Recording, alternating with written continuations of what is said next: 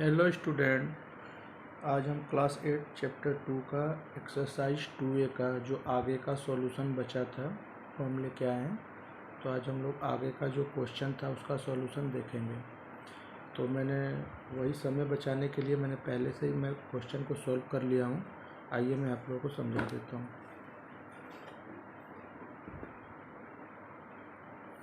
अब हम देखेंगे 4। कल हम 3 क्वेश्चन हम सॉल्व कर लिए थे। आज 4 क्वेश्चन से हम सॉल्व करेंगे। अब हमारे पास 2 ब्रैकेट का टर्म आ गया, यानी कि पैटर्न को अब हार्ड किया जा रहा है। और जैसे जैसे क्वेश्चन आगे बढ़ता जाएगा हमारा पैटर्न और हार्ड होता जाएगा। तो अगर एक चीज़ अब हम लोग ध्यान देंगे, अगर एक ब्रैकेट के अगर बाहर जितना पावर है उसके बाहर अगर दूसरा ब्रैकेट लगा हुआ है, अगर उसके आगे पावर है, तो हमारे पास एक रूल बन जाएगा, इस ब्रैकेट का पावर और इस ब्रैकेट का पावर दोनों में क्या हो जाएगा, मल्टीप्लाई हो जाएगा। तो वही अब हम लोग ध्यान देंगे। तो चूँकि यहाँ पे एक इस करली ब्रैकेट के बाहर कोई पावर है नहीं, तो अब हम करली ब्रैकेट को पहले खोलेंगे। तो -2/3 का पावर 2। अब हम क्या करेंगे, इसको प्लस करने के लिए हम क्या करेंगे, नहीं यहाँ पे माइनस नहीं है, यहाँ पे +2 है। तो अब हम यहाँ पे क्या करेंगे, 2 का पावर 2 हो जाएगा और 3 का पावर 2 हो जाएगा। तो यहाँ पे देखिए -2 का पावर 2 और बाई 3 का पावर 2। अब 2 को हम कितनी टाइम मल्टीप्लाई करेंगे, 2 टाइम, और 3 को कितनी टाइम करेंगे, पावर 2 है तो 2 टाइम। अगर मैं आपको क्या बताया था कि अगर पावर एक इवन नंबर है तो हमेशा वैल्यू जो है प्लस में आएगा, अगर ऑड नंबर है तो वैल्यू हमेशा माइनस में आएगा। तो अब इसको हम सॉल्व करेंगे। -2 मल्टीप्लाई -2 ये हो जाएगा 4। माइनस माइनस के जब मल्टीप्लाई होता है तो 4 हो जाता है। और 3 मल्टीप्लाई बाई 3 कितना हो जाएगा, 9। 3 3 जा 9, तो इसका आंसर हो जाएगा 4/9। अब आइए सेकेंड नंबर क्वेश्चन हम देखते हैं। अब यहाँ पे देखिए स्क्वायर ब्रैकेट भी लगा हुआ है, करली ब्रैकेट भी लगा हुआ है, स्मॉल ब्रैकेट भी लगा हुआ है। तो सबसे पहले हम क्या करेंगे, सबसे पहले हम स्क्वायर ब्रैकेट को खोलेंगे। तो स्क्वायर ब्रैकेट को खोलेंगे तो उसके बाहर क्या है, -1, और करली ब्रैकेट के बाहर क्या है, -2।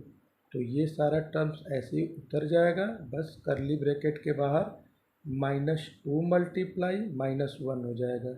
तो माइनस और माइनस का जब मल्टीप्लाई होता है तो प्लस हो जाता है। तो फिर हम नेक्स्ट स्टेप में क्या देखेंगे, करली ब्रैकेट के बाहर -2 मल्टीप्लाई -1 बराबर 2 हो गया। अब अगले स्टेप में स्मॉल ब्रैकेट के पावर को और करली ब्रैकेट पावर को सॉल्व करेंगे। तो ये भी +2 है और ये भी +2 है, तो 2 2 जा 4 हो जाएगा, यानी कि -1 का पावर भी 4 और 3 का भी पावर 4। तो -1 का जो पावर है वो आप चाहे 4 टाइम लगा लो, 5 टाइम लगा लो, ये आएगा 1 ही। लेकिन अगर इवन में है तो प्लस हो जाएगा, ओड में है तो माइनस हो जाएगा। तो अगर हम -1 को 4 टाइम मल्टीप्लाई करेंगे तो वो हो जाएगा 1, और 3 को अगर हम 4 टाइम मल्टीप्लाई करते हैं तो वो हो जाएगा 81, यानी कि इसका आंसर हो जाएगा 1/81। अब आइए थर्ड नंबर क्वेश्चन को देखते हैं। इसमें देखिए करली ब्रैकेट, उसके बाद स्मॉल ब्रैकेट है, स्मॉल ब्रैकेट के अंदर 3/2 है, स्मॉल ब्रैकेट क्लोज के बाहर पावर 2 है, फिर करली ब्रैकेट क्लोज के बाहर पावर ये -2 है, और इसके करली ब्रैकेट के बाहर 2 है। अब इन दोनों का हम मल्टीप्लाई कर देंगे तो -2 मल्टीप्लाई 2। अब यहाँ पे माइनस, ये माइनस है तो अच्छा यहाँ पे गड़बड़ी हो गई है। अगर -2 और +2 का अगर हम मल्टीप्लाई करते हैं तो कितना हो जाएगा, -4 हो जाएगा। तो यहाँ पे क्या होगा, -4, तो ये ब्रैकेट लग जाएगा यहाँ पे, ये गलत हो गया था। अब देखिए अब यहाँ माइनस में है, अब इसको प्लस करने के लिए क्या करना पड़ेगा हमको, डिनोमिनेटर को ऊपर करना पड़ेगा, न्यूमिनेटर को नीचे करना पड़ेगा। तो ये हो जाएगा 2/3 का पावर 4। अब इसको ब्रैकेट खोल देंगे, तो ब्रैकेट खोलेंगे तो 2 का पावर 4 और 3 का भी पावर 4। अब इसको सॉल्व करेंगे। अब 2 को 4 टाइम मल्टीप्लाई करो, 2 टू जा 4, 4 टू जा 8 और 8 टू जा 16, यानी कितना आ जाएगा 16 आ जाएगा। और अगर 3 को फिर हम अगर 4 टाइम मल्टीप्लाई करते हैं तो हमने क्या देखा था, 3 को 4 टाइम मल्टीप्लाई करने में 81, यानी कि इसका आंसर आ जाएगा 16/81। अब आइए अब हम लोग 5वां क्वेश्चन देखते हैं, 5 नंबर क्वेश्चन।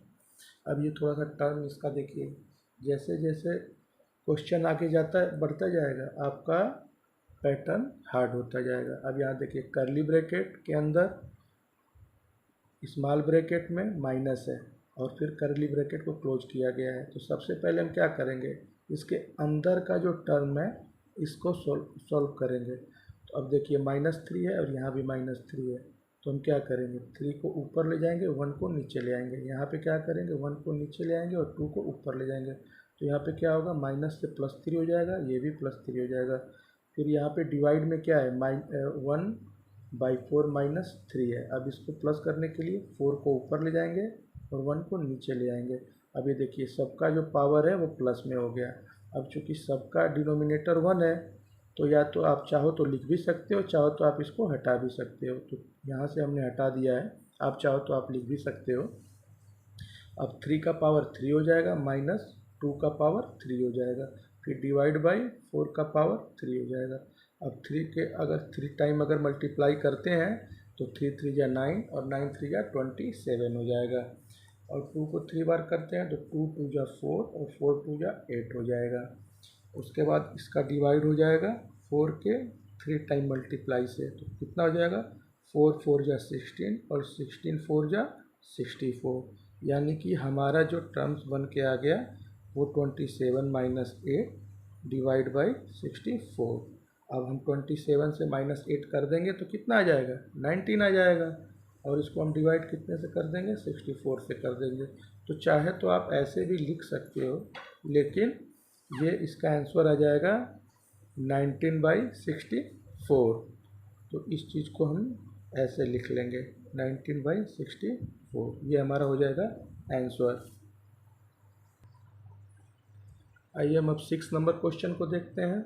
यहाँ पे हमने क्या देखा है, कर्ली ब्रैकेट में 4/3 स्मॉल ब्रैकेट क्लोज का पावर 1 -1/4 स्मॉल ब्रैकेट में पावर 1, फिर कर्ली ब्रैकेट क्लोज कर दिया गया है, उसके बाद इसका पावर 1 हो गया है। तो हम सबसे पहले क्या करेंगे, इस वाले टर्म को हम सॉल्व करेंगे, क्योंकि ये जो पावर है ये दोनों का पावर है। ये क्योंकि दो टर्म्स का पावर अगर हम कर्ली ब्रैकेट के बाहर देखें तो ये दो टर्म्स है, तो इन दोनों का ही पावर ये 1 होगा। तो सबसे पहले हम ये अंदर का सॉल्यूशन करेंगे।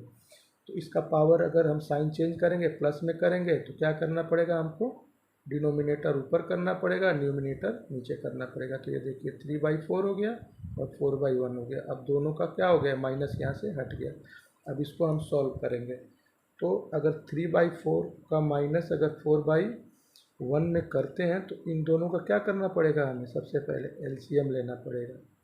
तो यहाँ पे देखिए पावर हट गया है, तो हम यहाँ पे इसको 3/4 का माइनस 4/1, फिर कर्ली ब्रैकेट क्लोज करके उसका पावर हमने लिख दिया है 1। अब यहाँ पे देखिए इन दोनों का एलसीएम हमने लिया तो 4 आ गया। उसके बाद 4, इसका डिनोमिनेटर क्या है 4 है, तो अब हम कितने टाइम में 4 को काट सकते हैं, 1 टाइम में। तो 4 1 जा 4, तो वो अब 3 से मल्टीप्लाई हो जाएगा 1, तो 3 1 जा 3। अब 1 को कितनी बार में हम 1 से कितनी बार में 4 को काट सकते हैं, तो 4 बार में। तो 1 4 जा 4, तो अब ये 4 मल्टीप्लाई हो जाएगा सीधे 4 में, तो 4 4 जा 16। यहाँ पे देखिए 3 - 16, फिर यहाँ पे कर्ली ब्रैकेट लग चुका है, इसके बाहर क्या है -1 है। अब देखिए अब इसको हम सॉल्व करते हैं, -16 और 3 ये प्लस में है और ये माइनस में है, तो अब इससे तो ये माइनस होगा नहीं, तो यहाँ से इसको माइनस कर देंगे, तो ये हो जाएगा 13। अब क्योंकि ये सबसे बड़ा नंबर कौन सा है 16 है, तो इसीलिए माइनस हमेशा बड़े नंबर के, तो साइन हमेशा बड़े नंबर के साथ जाता है। तो माइनस कहाँ हो जाएगा, यहाँ पे 13 के सामने माइनस हो जाएगा और 4 हम उतार लेंगे ऐसे ही। अब देखिए यहाँ पे क्या है -1 है, अब इसको हमको प्लस करना है, तो ये 4 ऊपर हो जाएगा और 3 नीचे हो जाएगा। तो ये देखिए यहाँ पे 4 ऊपर हो गया और 3 नीचे हो गया। लेकिन बहुत लोग कहते हैं कि सर ये साइन कैसे चेंज हो जाता है। हमारे भी स्कूल में बहुत से बच्चे पूछते हैं कि सर आप बताइए कि ये साइन चेंज कैसे हो जाता है। तो उसको हम बताते हैं कि जब स्टैंडर्ड फॉर्म में लिखना हो तो कोई भी वैल्यू माइनस में तो रहती नहीं है, तो उसको हम कैसे कैसे ऊपर ले जाएंगे। तो उसके लिए हमें क्या करना पड़ेगा, हमें मल्टीप्लाई करना पड़ेगा -1 से। तो ये नहीं कि नीचे ही आप करोगे, क्योंकि जितना वैल्यू अगर हमको क्या करना पड़ता है, जब अनुपात बनता है तो दोनों के टर्म्स को बराबर करना पड़ता है। तो अगर मल्टीप्लाई अगर नीचे हो रहा है तो उतने से ही मल्टीप्लाई ऊपर भी होगा। तो 4 मल्टीप्लाई बाई -1 और -30 मल्टीप्लाई बाई -1। तो अब ये साइन हो जाएगा चेंज, क्योंकि माइनस और माइनस का हमेशा जो मल्टीप्लाई होगा वो प्लस होगा। तो ये +13 हो जाएगा और यहाँ प्लस है और माइनस है तो इसका माइनस हो जाएगा। तो अब इसका आंसर हो जाएगा -4/13। तो वीडियो ज़्यादा बड़ी ना हो इसीलिए हम बस 3 क्वेश्चन ही आज करेंगे। अगले वीडियो में हम आगे का क्वेश्चन करेंगे। आप लोग से भी थोड़ा सा निवेदन है कि अगर वीडियो अच्छी लग रही हो तो इसको लाइक सब्सक्राइब करें। और हो सकता है कि थोड़ा सा मेरे बोलने में और क्वेश्चन को सोल्व करने में आप लोग को थोड़ा सा समझने में दिक्कत आ रही हो, लेकिन थोड़ा सा हम लोग का तालमेल बैठ जाएगा धीरे धीरे।